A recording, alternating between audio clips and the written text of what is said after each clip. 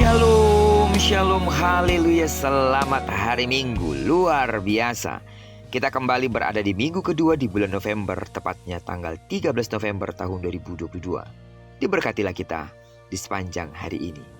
Karena hari ini kita akan kembali berjumpa dalam rumah Tuhan, beribadah bersama-sama dengan sehati. Karena itu siapkan hatimu dengan sungguh-sungguh, Tuhan akan melakukan sesuatu di tengah-tengah ibadah kita hari ini.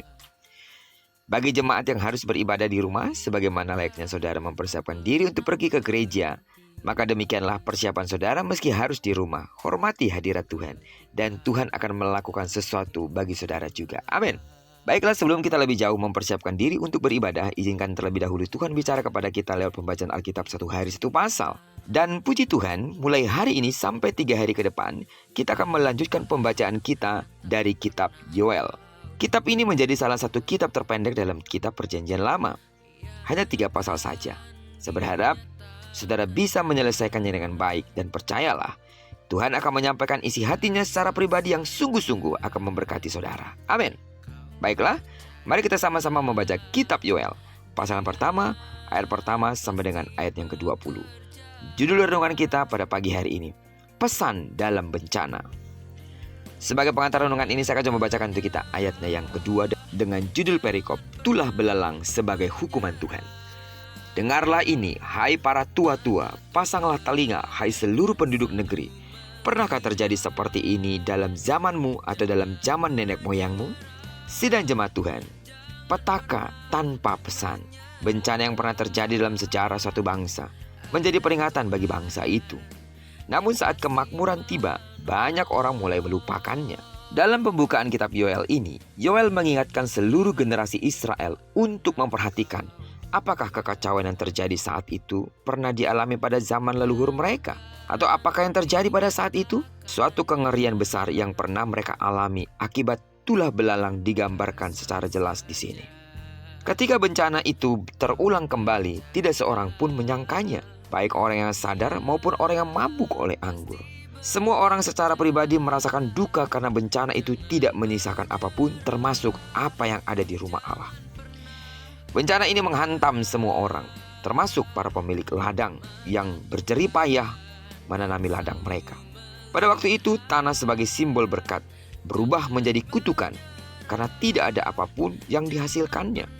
Akibatnya, tidak ada yang dapat dilakukan manusia. Dalam keputusasaan, mereka hanya mampu berseru kepada Allah sehingga menggerakkan umat Allah dan imam untuk berteriak memohon pertolongannya dalam sikap, perkabungan, dan ritus. Betapa mengerikannya bencana itu. Berbagai malapetaka yang menimpa umat Allah itu menunjukkan bahwa hari Tuhan sudah begitu dekat. Saudara, peristiwa demi peristiwa yang terjadi pada bangsa kita, bangsa Indonesia, dari krisis ekonomi, politik, bahkan moral, janganlah hanya menjadi catatan sejarah pada masa kini. Semua itu harus menjadi peringatan agar umat Allah di Indonesia sepenuhnya berserah kepada Tuhan, dan agar bangsa ini meninggikan kebenaran. Lewat berbagai peristiwa bencana yang terjadi, manusia baru sadar pentingnya bergantung penuh kepada Allah. Dan sebagai orang Kristen, apakah reaksi kita di tengah-tengah krisis? Apakah berbagai peristiwa yang terjadi di Indonesia membuat kita senantiasa ingat pada Tuhan sebagai sumber penolong yang melepaskan kita dari bencana itu? Atau kita berpikir itu hal yang biasa? Saudara, meski tidak semua bencana adalah hukuman Tuhan, kita sebagai orang-orang percaya patut bertanya, apa pesan Tuhan lewat setiap bencana yang terjadi? Amin. Paling tidak, Tuhan mengingatkan kita, seperti firman yang berkata, tanda-tanda kedatangannya akan ditandai dengan bencana alam, perang, ditandai dengan orang semakin mencintai dirinya, egois, dan semua mulai berpusat pada diri sendiri. Bukankah kita telah mengalami atau kita sedang dalam situasi itu? Kejadian-kejadian yang terjadi di sekitar kita.